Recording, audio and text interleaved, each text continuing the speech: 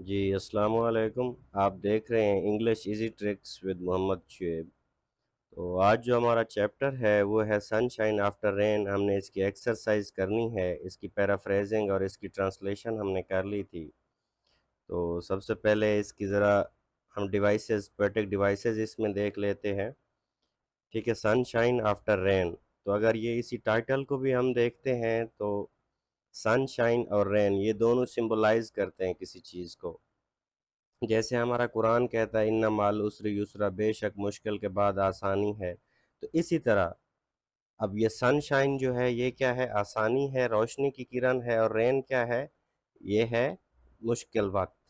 तो सनशाइन किस चीज़ की है? होप की अलामत है। ठीक है, और रेन किसकी है? रेन मुश्किल हालात की है। कैसे?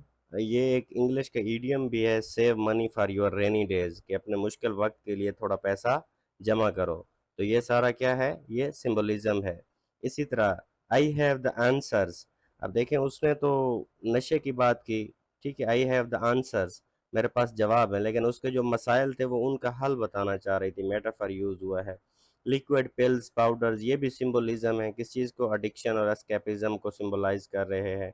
इसी तरह फेस बिकेम अगली कैलस एंड डीरेंज्ड, ये इमेजरी है। जब आप इन चीज़ों को पढ़ते हैं तो एक इमेज आपके माइंड में आता है। तो इसी तरह इसमें एलिट्रेशन है, suit up and show up. तो ये क्या है? ये एलिट्रेशन है। आगे देखते हैं पोस्ट रीडिंग और प्री रीडिंग क्वेश्चंस। तो प्री रीडिंग क्वेश्चन है, how does life education translate into the interaction with strangers, making friends and handling emergency. तो देखें, interacting with the strangers, confidence, communication, boundary and setting. ठीक है, तो ये चीज़ें हैं। मेकिंग फ्रेंड्स और दोस्त बनाने से क्या होता है? Empathy, active listening, shared interest. तो handling emergencies, critical thinking, problem solving. तो जाहिर सी बात है कि अगर लाइफ एजुकेशन को देखा जाए तो एजुकेशन, ये जो लर्निंग होती है, that is not the case with in the four walls of the classroom. जो आप अपनी ज़िंदगी में एजुकेशन हासिल करते हैं सिर्फ ये चार दीवारी के अंदर या एक क्लासरूम के अंदर बैठने का नाम नहीं है। ज़िंदगी इससे कहीं ज़्यादा बढ़ के है। आपने इंटरेक्टिंग भी करना है, अजनबियों से भी मिलना है, अपने दोस्त भी बनाने हैं, क्योंकि इंसान एक सोशल एनिमल है। ठीक है, हैंडलिंग इमरजेंसीज भी है। इंसान को ups and downs are the part of life. इंसान कभी पीक पे होता है, कभी डाउन होता है, कभी इमरजेंसी में होता है। तो ये सारी चीज़ें जो है ये किससे पता चलती हैं? तो इन चीज़ों से ज़िंदगी बनती है। तो सिर्फ क्लास का नाम नहीं है ज़िंदगी। Name some situations in which one should say you should say no to your friends and acquaintance. Acquaintances कहते हैं किसी जानने वाले को। तो कैसे कैसी सिचुएशन में आप दोस्तों को इनकार कर सकते हैं? वैसे आजकल ये कहा जाता है कि दोस्ती में सब चलता है, लेकिन एक बात याद रखिएगा, जहाँ पे सब चलता है वहाँ पे फिर दोस्ती नहीं चलती। तो इसलिए तो ये एक्टिविटीज़ कुछ लिखी हुई हैं, इसके अलावा भी हज़ारों हो सकती हैं जिसमें आप दोस्तों को इनकार कर सकते हैं। लेकिन हार्मफुल और इल्लीगल एक्टिविटीज़ हों, अगर आपका दोस्त आपको मजबूर कर रहा है कि आ जाओ चोरी करते हैं, डकैती करते हैं, तो ज़रूरत नहीं है कि इंसानियत को आपने अज़ियत पहुँचा के ही कुछ ना कुछ करना है। बहुत सारे मामलात ऐसे, कंप्रोमाइज़िंग वैल्यूज़ एंड बाउंड्रीज़, आपको एथिक्स के खिलाफ जाके, आपकी सोसाइटी के खिलाफ जाके आपसे वो कोई काम करवाना चाह रहा है। जेपरडाइजिंग द वेल बीइंग, जेपरडाइजिंग द मतलब होता है इन डेंजर, किसी चीज़ को ख़तरे में डालना। आपकी फलाह व बहबूद पे अगर कोई इशू आ रहा है, इंटरफेयरिंग विद द रिस्पॉन्सिबिलिटी। ठीक है, अगर आपकी वो ज़िम्मेदारी, आप कोई घर का काम करना चाह रहे हैं, वो नहीं करने दे रहा, वो आपको ऐसे ही किसी तरफ लेके जा रहा है। Revealing confidential information. ठीक है, ज़रूरी नहीं है कि आप उसे राजदारी की, ये रिवीलिंग कॉन्फिडेंशियल इन्फो, मैं इसमें एक बात ऐड करता चलूँ कि आजकल हमारे यहाँ ये समझा जाता है कि दोस्त वो होता है जिसको हर एक बात बताई जाए। तो एक बात याद रखें कि कोई दोस्त के लिए ये ज़रूरी नहीं है कि उसे हर एक चीज़ बताई जाए। दोस्त को वो चीज़ बताई जाए जिसका वो सॉल्यूशन दे सकता हो। क्यों? क्योंकि वो एक जो उर्दू का शेर है कि दुश्मनी कोई गैर तो नहीं करते, ये शराफ़त तो दोस्त करते हैं। ठीक है, तो ये जो दोस्त होता है इसके पास आप अगर इसको इसके मुताबिक इन्फॉर्मेशन बताएं तो ये ज़िंदगी में अगर आपसे अलग हो जाए तो आपके खिलाफ कोई हथियार इस्तेमाल नहीं कर सकता, आपके बताए हुए राज इस्तेमाल। तो इसको उतना राज दिया करें क्योंकि आप जिस पे जितना ज़्यादा ट्रस्ट करते हैं, ट्रस्ट ज़रूर करें, सिंसियर ज़रूर रहें, लेकिन ब्लाइंड ट्रस्ट ना करें, ब्लाइंड सिंसियरिटी से बचें, ब्लाइंड लव से बचें, ताकि एक जो ह्यूमन डिग्निटी होती है, अल्लाह ने आपको अक्ल व शऊर फ़हम दिया है, इसकी जो एक अहमियत होती है वो बरकरार रहे। हार्मिंग अदर्स, दूसरों को नुकसान पहुँचाना, एक्सेसिव लैंडिंग, बहुत ज़्यादा उधार ले लेना, अनकंफर्टेबल एक्टिविटीज़, ऐसी एक्टिविटीज़ जिससे इंसान बेचैन मायूस हो। वाइल रीडिंग क्वेश्चन देखते हैं। वाइल रीडिंग है, why did her loved ones could only watch and frown? ठीक है, her loved ones could only watch and frown because they were concerned, powerless to help, and disapproving for her addiction. They were helpless witness to her destructive choices, unable to intervene or stop her downward spiral. ठीक है, सीधी सी बात है, अगर एक बंदा नशा करता हो तो आप बेचारा उसको देख के आप जल ही सकते हैं, आप क्या कर सकते हैं, वो जहाँ से गुजर आपको पता है इससे बात करने जाएंगे तो ये नशाई इंसान है, इसने बात वैसे ही नहीं सुनी, तो उस पर आप तेवरी ही चढ़ा सकते हैं, अपने फेशियल एक्सप्रेशन ही चेंज कर सकते हैं। तो पोस्ट रीडिंग क्वेश्चंस देखते हैं। What does the poet mean by life keeps getting better one day at a time? The poet means that the recovery and healing from addiction are gradual process. Small daily improvements lead to a better life one day at a time. जाहिर सी बात है, अगर आप struggle कर रहे हैं तो जैसे कहते हैं कि ज़रे ज़रे से दरिया बनता है, तो इसी तरह आप एक दिन इम्प्रूवमेंट की तरफ पहुंच जाते हैं। How does life get better? Life gets better through seeking help and support. ठीक है, ये आगे उसने पोएम के रेफरेंस दिया, I had to find help. ठीक है, किस तरह से जिंदगी, स्पिरिचुअल अवेकनिंग एंड फेथ, फिर God, you are there, God answered the riddle. Poem में अगर आप ये चीज़ पढ़ते हैं तो ये पोएम से ही मैंने रेफरेंस दिए हुए हैं।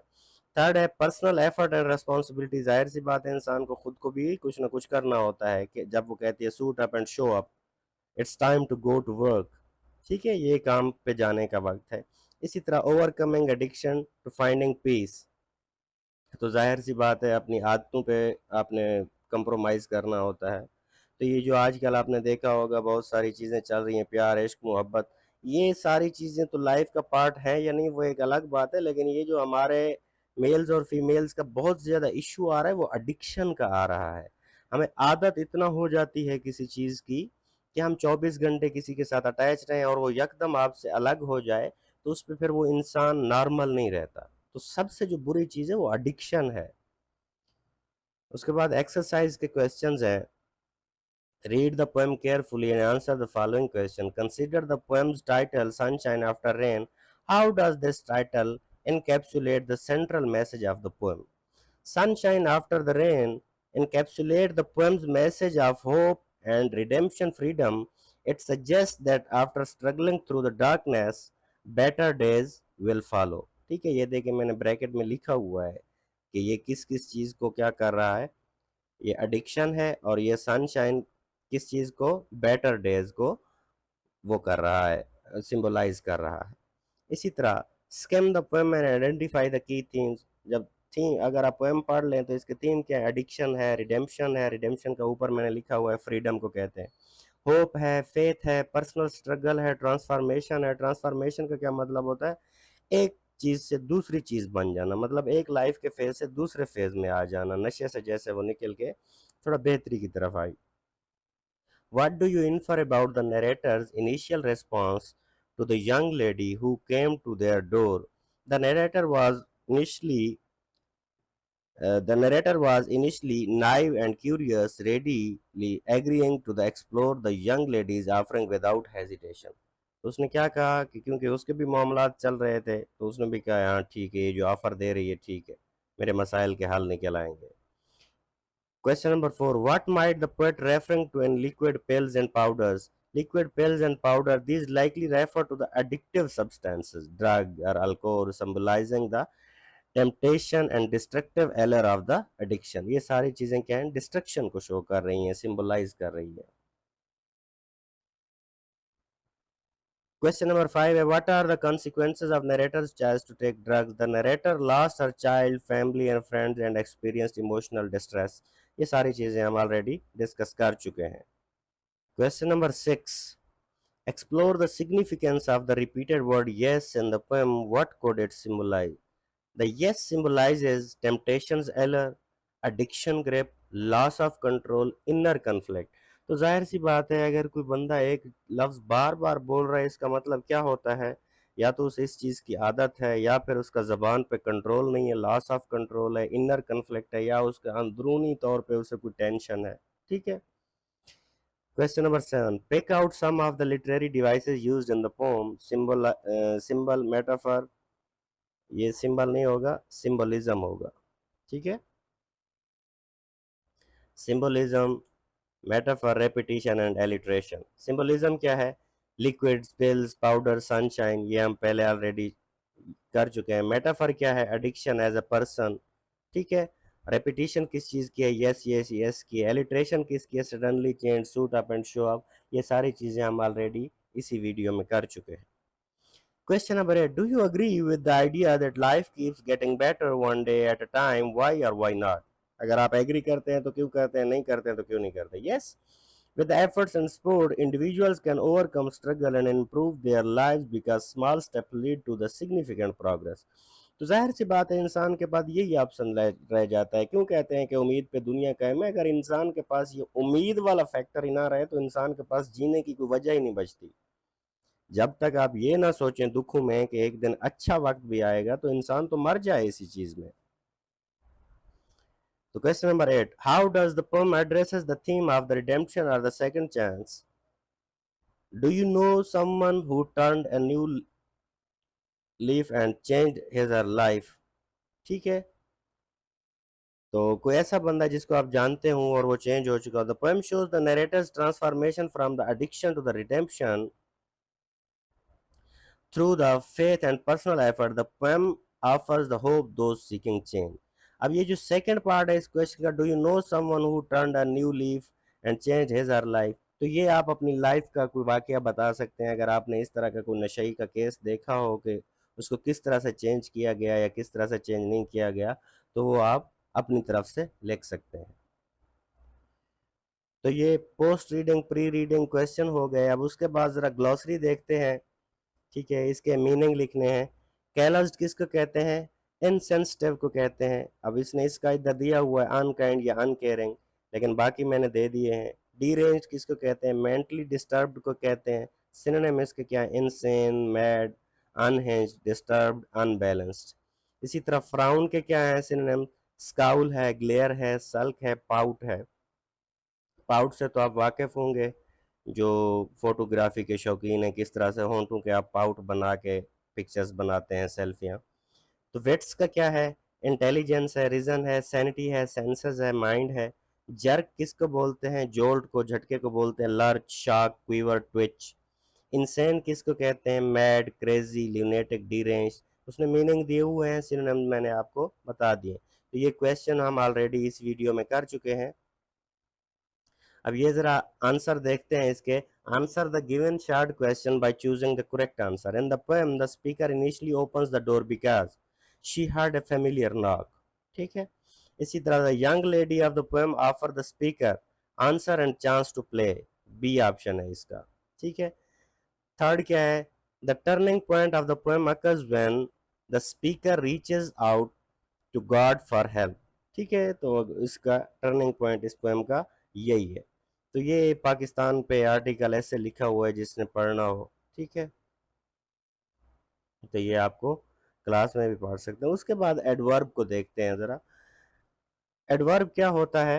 एडवर्ब एक ऐसा वर्ड होता है जो वर्ब में मिल जाए तो वर्ब में मीनिंग ऐड करे। ठीक है। फॉर एग्जाम्पल, आप कोई काम तो कर रहे हैं, लेकिन वो काम आप स्लोली कर रहे हैं, फास्टली कर रहे हैं, किस तरह कर रहे हैं, उसको करने का तरीका होता है, मैनर होता है, फ्रीक्वेंसी होती है, तो उसको क्या कहते हैं? एडवर्ब कहते हैं। अब जरा ये बुक से पढ़ते हैं। As we have studied in the earlier grade, an adverb is a word और an expression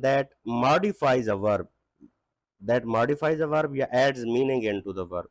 Adjective, another adverb, determinant, clause, preposition or sentence. अब देखें यहाँ पे क्या लिखा हुआ है। यहाँ पे लिखा हुआ है कि द बर्ड सैंग। अब बर्ड ने गाया या उसने चहचहाया, लेकिन ये जो मिलोडियसली लिखा हुआ है ये क्या है? ये है adverb, adverb of manner. Adverb of की टाइप्स आगे हम पढ़ते हैं अभी। तो इसी तरह ही इज़ वेरी केयरलेस, अब ये वेरी जो है ये डिग्री आ गई है कि वो कितना गैर एहतियाती करता है। They are still playing outside, play तो कर रहे हैं, वो खेल तो रहे हैं, कि कहाँ कर रहे हैं, आउटसाइड।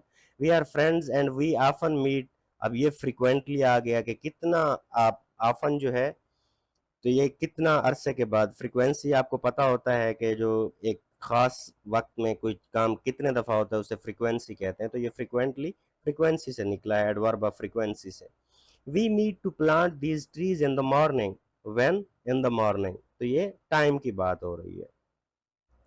अब ये जो मैंने हाईलाइटिंग की हुई है इसको ज़रा समझना है, ये बातें अपने माइंड में रखनी है।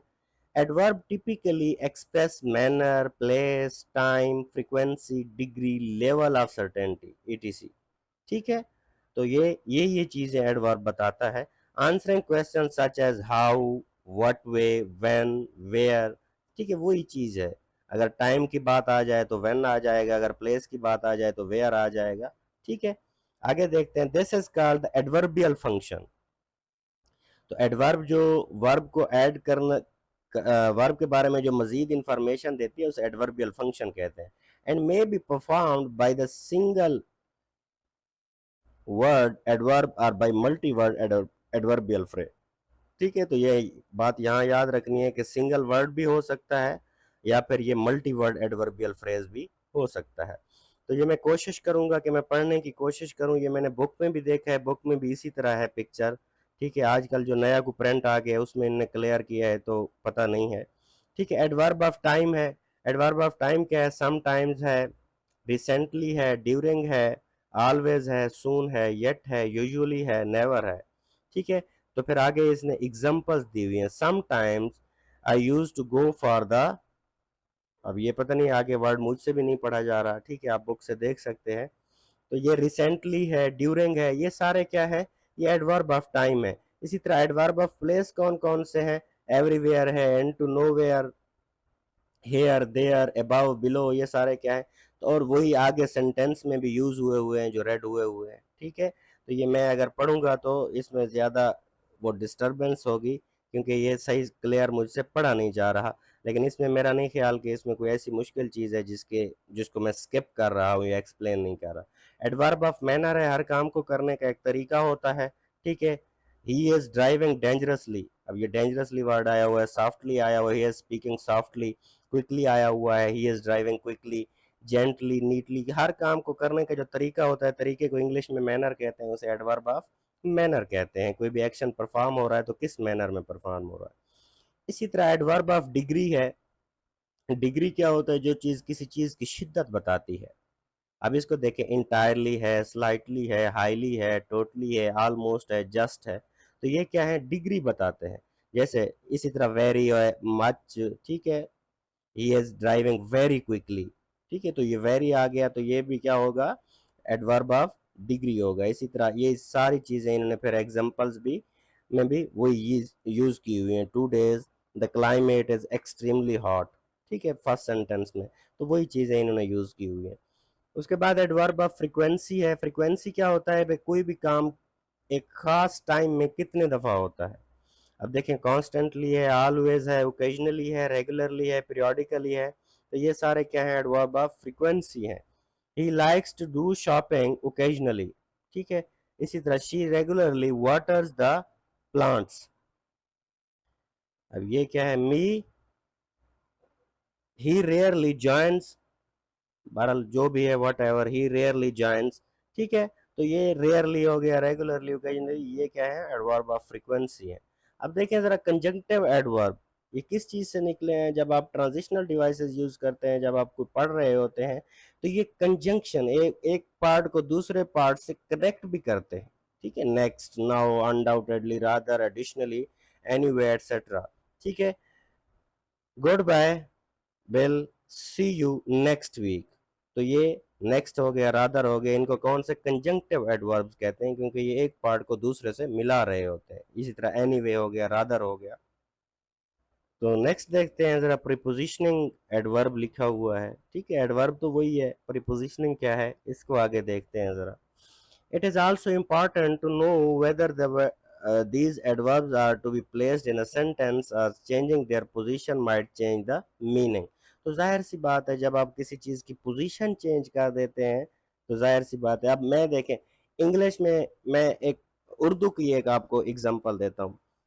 एक सेंटेंस है रोको मत जाने दो। अब रोको के बाद मैं कामा लगा दूंगा तो इसका मतलब होगा रोको मत जाने दो। लेकिन मैं मत के बाद कामा लगा दूंगा तो रोको मत जाने दो, इसका मीनिंग चेंज हो जाता है। तो सेम उसी तरह की एग्जांपल इसने दी हुई है। ठीक है, अब देखें आगे देखते हैं जरा। Changing their position might, they immediately called off the plan to go on a strike. अब ये सेम वही सेंटेंस है, they called off the plan to immediately to go on a strike. अब इसको जरा समझने की कोशिश करें, मैं बुक से पढ़ देता हूं क्योंकि ताकि आपको समझ आए, आपने वही बुक से ही पढ़ना है। इन सेंटेंस ए जहां तक पहले सेंटेंस का ताल्लुक है, the plan was to go on strike. Plan क्या था? स्ट्राइक पे जाने का था। बट समथिंग हैपेंड, लेकिन ऐसा कुछ हो गया, and the plan was immediately called of. ठीक है, और वो प्लान खत्म कर दिया गया था। कॉल्ड ऑफ का मतलब क्या है कि उनको वापस बुला लिया गया। अब देखें आगे क्या लिखा हुआ है, there will be no strike, इसका मतलब है अब स्ट्राइक नहीं होगी। इसी तरह in sentence B, on the other hand, it means that the plan originally was to go on. पहला जो मंसूबा था वो किस चीज का था? जारी रखने का था, strike at once, कि एक साथ जाना था। But something happened and they delayed on going to the strike at once. कि ऐसा नहीं है कि वो कैंसल हो गया है, बल्कि उनने कुछ डिले कर लिया है, उसके बाद जाएंगे।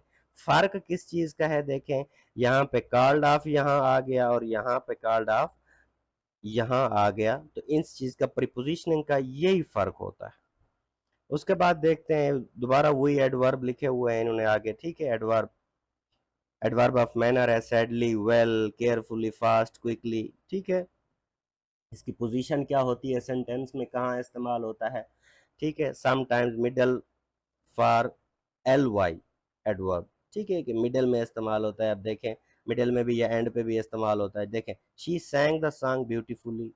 ठीक है, पोलाइटली, अब देखें ही पोलाइटली डिक्लाइंड द ऑफर, यहाँ पे ये मिड में आ गया। ठीक है, एल वाई वैसे मोस्टली जिन वर्ड्स के एंड पे एल वाई आता है, मोस्टली वर्ड में बोल रहा हूँ, ये नहीं कह रहा कि हर एक वर्ड, मोस्टली, तो वो क्या होते हैं? एडवर्ब होते हैं। एडवर्ब ऑफ प्लेस क्या है? Away, here, there, nowhere, somewhere. तो ये आते कहाँ कहाँ है सेंटेंस में? आफ्टर द वर्ब और द ऑब्जेक्ट। ठीक है, या तो वर्ब के बाद आता है या फिर ऑब्जेक्ट के बाद। He does not work here, अब देखें यहाँ ऑब्जेक्ट के बाद आया हुआ है। I knew, I have seen him somewhere, यहाँ पे भी ऑब्जेक्ट के बाद आया हुआ है। ठीक है, adverb of time, afterward, soon, recently, today, lately, eventually, ये सारे क्या है? अब इसने इसकी कैटेगराइजेशन बना दी है कि जो या तो जो शुरू में आते हैं या फिर एंड में आते हैं, इनिशियल पे या एंड पे आते हैं। वो कौन कौन सा है? Recently, I met your father, और इसी तरह they have move to America recently, तो ये एंड पे आ गया और वो फर्स्ट आ गया। मिडिल में आने वाले कौन है? ही विल सून, देखिए सून आ गया, इधर नो आ गया, he will soon out of this firm. ठीक है, सून दरमियान में आ गया, मिडिल में। She will now make the announcement. अब इसको अगर सेंटेंस को हम कर देते हैं कि he will be out of this firm soon, ये एक एकेडमिक राइटिंग होती है, एक फॉर्मल राइटिंग होती है और एक इनफॉर्मल होती है। जब आप किसी के साथ इंग्लिश में बात कर रहे होते हैं, उसका मतलब होता है कि आप जो मैसेज दे रहे हैं उसको सिर्फ समझा जाए, उसका ग्रामर के साथ, रूल के साथ कोई ताल्लुक नहीं होता। और जब आप अपनी बुक से पढ़ रहे हो तो एक बात हमेशा ज़हन में बिठानी है, इस वक्त आप पढ़ रहे होते हैं रूल्स एंड रेगुलेशंस। ठीक है, तो रूल्स एंड रेगुलेशंस क्या है? यही है जो हम डिस्कस कर रहे हैं। लेकिन पाकिस्तान में अनफॉर्चुनेटली होता क्या है, किसी के साथ आप इंग्लिश बोलेंगे तो वो आपकी बात समझने की बजाय आपकी टांग खींचेगा, ओए तूने ये वाली ग्रामर की मिस्टेक की है। तो ऐसा नहीं होता। लेकिन कभी अगर आपका अंग्रेज से वास्ता पड़ गया, आप इंग्लिश के जितने पाँव बाजू तोड़ दें, वो अंग्रेज आपको समझने की कोशिश करेगा कि आप क्या कह रहे हैं। तो ये जो होता है ये क्लास का इन्वायरमेंट होता है, रूल्स एंड रेगुलेशंस। ठीक है, तो सेंटेंस जैसे मैंने कहा, सून को आप एंड पे लगा दें, कहीं लगा दें, कम्युनिकेशन में अगर आ जाएगा वो आपको समझ आ जाएगी। लेकिन यहाँ पे जो हम डिस्कस कर रहे हैं, ये रूल्स डिस्कस कर रहे हैं कि एकेडमिक रूल ये होता है। इसी तरह एडवर्ब ऑफ फ्रीक्वेंसी है, फ्रीक्वेंसी का हम पहले पढ़ चुके हैं, always, never, rarely, sometimes, usually, often, occasionally, normally.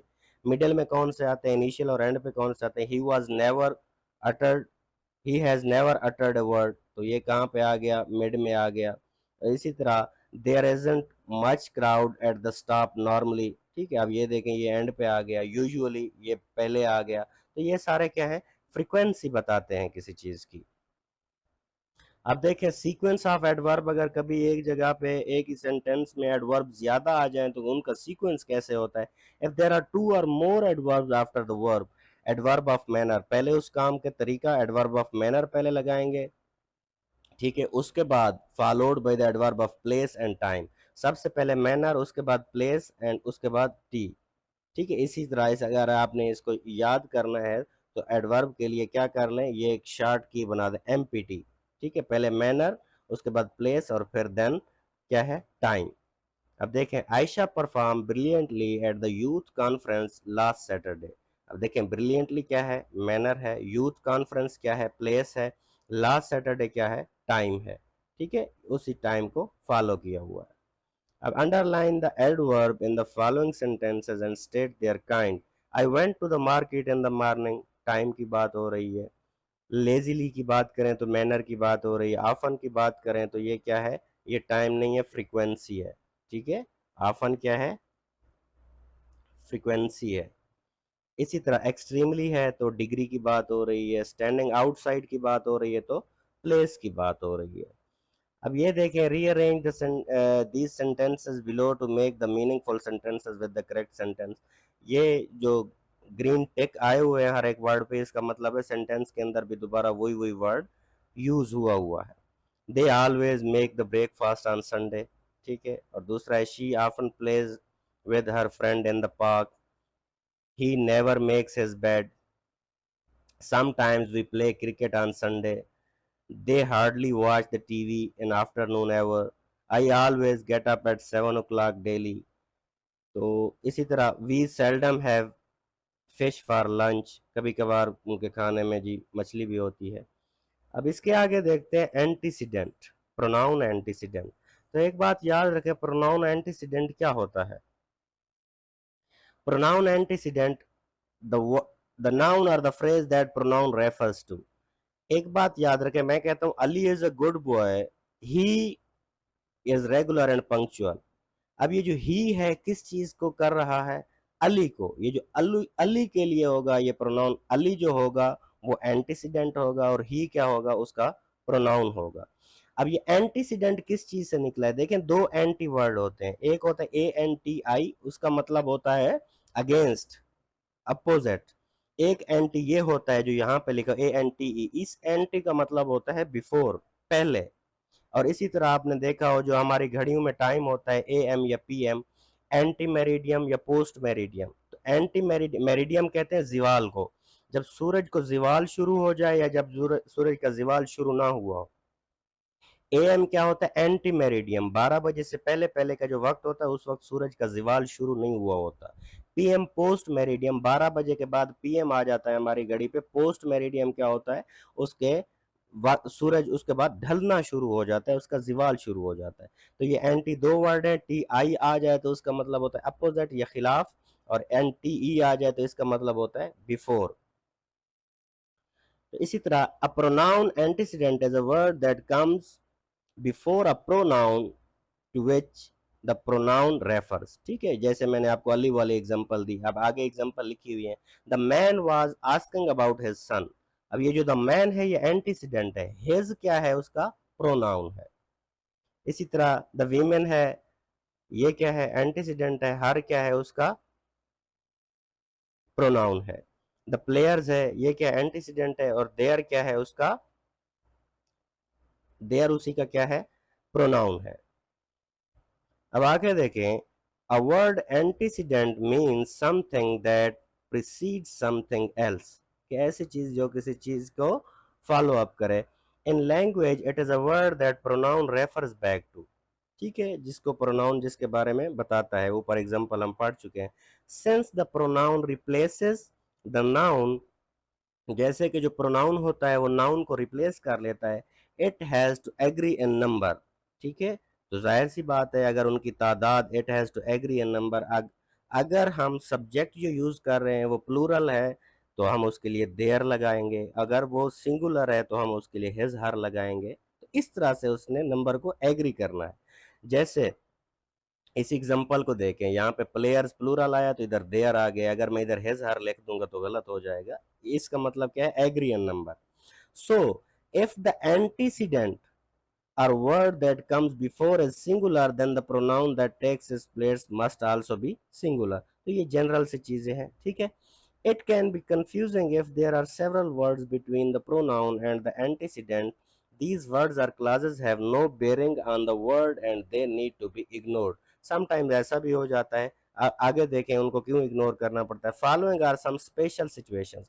वैसे ये जो सेंटेंस करेक्शन है मैं कोशिश करता हूँ कि आपको आसान करवा दूँ, ये वैसे जनरली होती है सेकंड ईयर में, लेकिन यहाँ पे भी अगर आप इसको एक बार समझ लें तो इंशाल्लाह आपकी ज़िंदगी आसान हो जाएगी जहाँ तक ग्रामर का कंसर्न है। सिंगुलर इनडेफिनिट प्रोनाउन, इनडेफिनिट क्या होता है जिसमें हमें पता नहीं होता। डेफिनेट होता है एक स्पेसिफिक चीज़, इनडेफिनिट होती है जो चीज़ नॉट स्पेसिफिक हो। The singular indefinite pronoun takes singular antecedent, ठीक है। अगर आप सिंगल की बात, ईच है, एवरीबॉडी है, ये जो नीचे एग्जांपल दी हुई है ये इनडेफिनेट प्रोनाउन है। ईच के लिए हम हैज लगाते हैं, हैव नहीं लगाएंगे। इसी तरह एवरीबॉडी आ जाए तो हिज और हर आ जाएगा, देयर नहीं लगा सकते क्योंकि एवरीबॉडी सिंगल है। इसी तरह प्लूरल इनडेफिनेट प्रोनाउन कौन कौन से हैं, आगे देखें। सेवरल है, फ्यू है, बोथ है, मैनी है, अदर्स है, ये सारे क्या है, प्लूरल है। एग्जांपल आगे देखें, सेवरल है, several application submitted their application for the vacancy. ये रूल है, जनरल सी चीज़ें हैं, ये आपको ऑलरेडी पता है, यहाँ पे सिर्फ उन्होंने लिख दी है। और इंसान की नेचर ऐसी है कि जब वो चीज़ को पढ़ रहा हो तो उसे थोड़ी सी वो मुश्किल लगती है, थोड़ी सी, ठीक है। इसमें बाकी कोई रॉकेट साइंस नहीं है।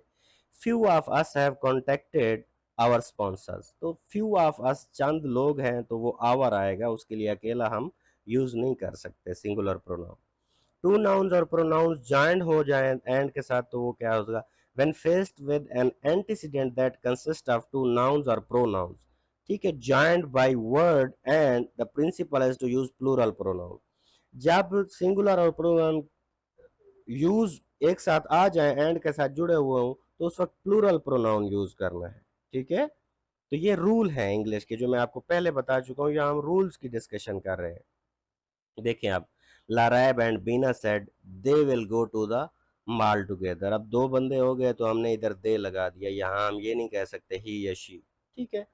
You and I must study harder before the commencement of our exam. दो बंदे हो गए तो इसमें भी आवर आ गया। नाउन्स जॉइंड बाय आर नार, आर नार, एक आर ये वर्ड है, एक वैसे ऑप्शन के लिए जिसे हम कनेक्टर के तौर पे इस्तेमाल करते हैं वो यूज हुआ है। When faced with two nouns that are both plural the principle is to use the plural pronoun. अगर दोनों प्लूरल प्रोनाउन आ गए हैं तो उसका कानून ये है, उसका ग्रामर का रूल ये है कि आपने प्लूरल प्रोनाउन यूज करना है, ठीक है। If you come across two nouns that are both singular use the singular pronoun. अगर वो ऊपर पहले रूल याद रखना है, आर और नार की बात हो रही है, इनके साथ अगर जुड़े हुए हों, दोनों प्लूरल हूं तो प्लूरल का करना है, दोनों सिंगुलर हूं तो आगे फिर अपने सिंगुलर यूज करना है। When the antecedent consists of one that is singular and another one that is plural make the pronoun agree with the nearest pronoun।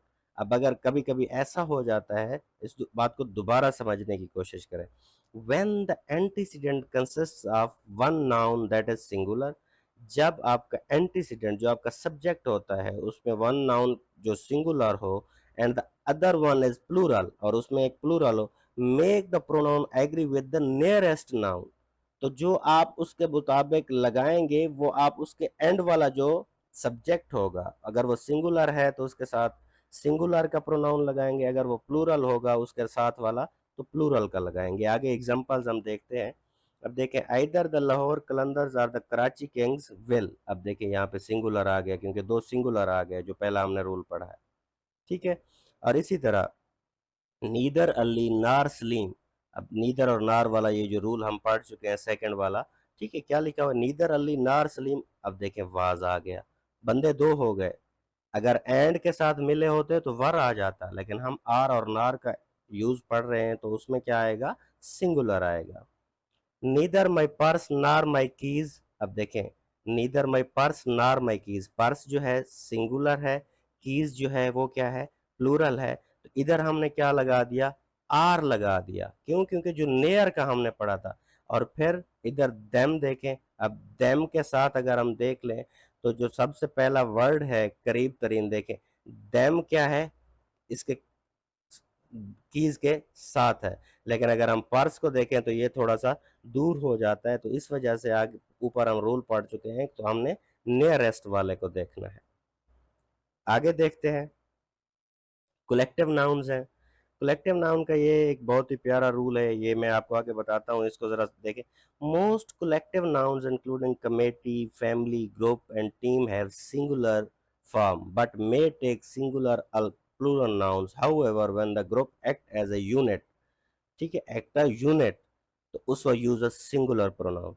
For example, ये मैंने नीचे एग्जांपल लिखी हुई है, ये जो भी वर्ड लिखे हुए हैं, कमेटी है, फैमिली है, ग्रुप, अगर ये किसी बात पे एग्रीड है तो इसका मतलब है ये यूनिट बना रहे हैं, एक यूनिट है, उस वक्त इनके साथ सिंगुलर प्रोनाउन इस्तेमाल होता है।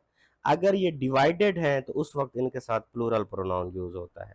अब इस एग्जांपल को देखें, ये जो नीचे मैंने लिखी हुई है, the jury was agreed in the decision, same word मैंने क्या लिख दिया, the jury were divided in the opinion या डिसीजन। ये जो सेम वर्ड मैंने लिखा हुआ है, देखें ज्यूरी एक के साथ सेम मैंने वाज लिखा हुआ है और एक के साथ मैंने वर लिखा हुआ है, वर्ड सेम है। ऊपर वाले में देखें एग्रीड है, जब ये एक ही जगह पे एग्रीड हूं तो ये सिंगुलर यूनिट के तौर पे इस्तेमाल होते हैं, जब ये अपने फैसले में या किसी चीज में डिवाइडेड हूं उस वक्त इनके साथ प्लूरल यूज करना है। ठीक है, ये सेकेंड ईयर में भी आपको सेंटेंस करेक्शन में फायदा होगा अगर आप माइंड में रखें। अब एग्जाम्पल देखते हैं आगे। The committee submitted its report on the missing fund today, देखिए सिंगुलर, ठीक है। The jury reach its verdict earlier today, ठीक है, उसने वर्डिक्ट सुना दिया। ऊपर जो मैंने, अगर ये यहीं पे डिवाइडेड होते तो ज्यूरी देयर आ जाता, ठीक है। Determine which pronoun best fits in the pronoun antecedent agreement the rule, ठीक है। समबॉडी आया है तो हिज और हर आएगा, सम आया है तो देयर आएगा, उमर और अली आया है तो हिज और हर आएगा, आर वाला और नार वाला रूल हम पढ़ चुके हैं ऑलरेडी, ठीक है। नीदर हिना नार हुम आया है तो उनका हर आएगा, ठीक है। एवरीबॉडी आया है तो हिज और हर आएगा, वन ऑफ द बिल्डिंग्स आया है तो इट्स आएगा, ठीक है। Punctuate the following given lines, तो ये पंक्चुएशन कर दी है। If you can fill the unforgiving minute, hyphen दे देना है, एंड पे फुल स्टॉप लगा देना है। With 60 seconds worth of distance run, अगर आप देखा जाए तो यहाँ ग्रामर का रूल फॉलो नहीं हुआ, सेंटेंस हमारा हमेशा सब्जेक्ट के साथ शुरू होता है, लेकिन हमने अगर पंक्चुएट करना है तो सिंपल एज दैट 60 सेकेंड के दरमियान हमने क्या लगा दिया, हाइफन लगा दिया, एंड पे हमने उसके क्या लगा दिया, फुल स्टॉप लगा दिया। Yours is the earth and everything that's in it, yours is the earth, earth का ही कैपिटल कर देना है क्योंकि प्रॉपर नाउन है, एवरीथिंग इन इट, उसके बाद क्या है, full stop. And which is more you will be man my son, and which is more you will be, अब देखिए यू विल आया हुआ है तो इसके ऊपर उसने वो कामा नहीं लगाया हुआ, बी माई सन, और एंड पे फुल स्टॉप। नेक्स्ट देखते हैं, use the given phrasal verb in the sentence, इनका क्या करना है, सेंटेंस बनाना है। ये पहले देखें, गो बैक आ गया, गो बैक का मतलब होता है वापस जाना, गो बैक का क्या मतलब होता है, वापस जाना। I will go back to my home town for the holidays. इसी तरह गो आउट आ गया तो इसका मतलब क्या होता है, बाहर जाना, we are going out for the dinner tonight. इसी तरह गो ओवर आ गया तो उसका मतलब क्या होता है, दूर जाना या परे जाना, can you go over the instructions again, ठीक है। इसी तरह ग्रो अपार्ट आ गया है तो इसका मतलब होता है अलग अलग हो जाना, the siblings grew apart after moving to the different cities, ठीक है, बहन भाई जो थे वो अलग अलग सिटी में दूर दूर उनकी परवरिश हुई। ग्रो बैक का क्या मतलब होता है, दोबारा उगना किसी चीज का, the plants will grow back in the spring, ठीक है। इसी तरह ग्रो इनटू आ जाए तो अंदर तक फैलना, the company grew into the multinational corporation, एक कंपनी थी और वो दूर दूर तक अंदर तक फैल गई, मुल्क के अंदर तक फैल गई। इसी तरह समराइजिंग द पोएम है, जब आपने किसी भी पोएम को समराइज करना हो तो उसके कुछ रूल्स लिखे हुए हैं। Summarizing involves ability of readers to pull together, ठीक है, ability of reader to pull together, के रीडर की एबिलिटी को एक साथ, उसकी एबिलिटी को लेके चलना। सिंथेसाइज द इंफॉर्मेशन, सिंथेसाइज का क्या मतलब होता है, अरेंज करना, ठीक है, in a poem so as to explain in their own words what is the poem is about. Summary क्या होती है, अपने अल्फाज में लिखना, ठीक है, उसी चीज को, समरी को तरतीब दे के जो जो चीजें हैं मेन पॉइंट अपने अल्फाज में लिख देना। Summarizing is an important strategy because it can enable reader to recall the poem quickly। ठीक है, समरी क्या होती है, आप पूरी बात अगर आप देख लें, अगर आपको कोई भी कोई वाकया बता रहा हो, सारा बताना शुरू कर दे तो शाम हो जाए, लेकिन आप क्या कहते हैं, समरी, खुलासा मुझे बता दे कि हुआ क्या था, ठीक है, इसी चीज का नाम क्या है, summarizing. It also can make readers more aware of the text organization, और इससे ये भी पता चलता है कि किस इंसान में कितना मेंटल कैपेबिलिटी है, कितना वो चीज़ों को ऑर्गेनाइज कर सकता है, of what is important in the text and how ideas are related. अब ऐसा नहीं होता कि समरी में भी आप हर एक चीज़ लिख दें, इससे पता चलता है कि कौन कौन से वहाँ पे मेन पॉइंट थे आपने वही लिखे हैं, और आप इतने कैपेबल हैं कि वहाँ पे जो इम्पोर्टेंट चीज़ थी आपने बिल्कुल वही लिखी है। ऐसा ना हो कि वो ऐसे पॉइंट लिख दें जिनकी ज़रूरत ही ना हो। अब देखें, उसके लिए कौन-कौन से स्टेप हैं, रीड द पोएम केयरफुली, ज़ाहिर-सी बात है पोएम को एहतियात से पढ़ना है, identify the poems main idea, उसका मेन आइडिया देखना है, आइडेंटिफाई द पोएम स्ट्रक्चर, उसकी स्ट्रक्चर देखनी है कि कौन-सी है यूज़ हुई है, आइडेंटिफाई द पोएम्स इमेजरी, कि कौन-कौन सी टेक्निक, कौन-कौन सी इमेजरी यूज़ हुई है, right summary of the poem, और उसके बाद रखनी है proof read and edit the summary, उसके बाद प्रूफ रीड एक बार कर लेनी है, क्योंकि एसआरएम की लिखते हुए गलती हो जाती है, अगर आप उसको खुद ठीक कर दें तो आपके नंबर नहीं कटेंगे। अब ये मैप दिया गया है आपको, ठीक है, ये सारी चीज़ें, कोई भी डायग्राम आप बना सकते हैं किसी भी चीज़ की, ये मैप आगे दिया हुआ है। तो होपफुली मैंने आपके लिए चीज़ें आसान करके दी हैं। अगर आपको किसी भी चीज़ की हेल्प की ज़रूरत हो तो ये मेरा कॉन्टैक्ट नंबर भी दिया हुआ होता है इमरजेंसी की सूरत में, अदरवाइज़ आप कमेंट में पूछ सकते हैं। चैनल को अगर आपको लगे कि चीज़ें आसान करके दी हैं तो चैनल को सब्सक्राइब और शेयर ज़रूर किया करें, इसमें आपका कोई वक्त नहीं लगता, और मैं आइडियाज़ के लिए हमेशा वेलकम करता हूँ, मैं कोई यूट्यूबर नहीं हूँ। अगर आपको लगता हो कि कोई चीज़ इसमें इम्प्रूव की जा सकती है तो ज़रूर उसके लिए अपने आइडियाज़ कमेंट में बताया करें। Thank you so much.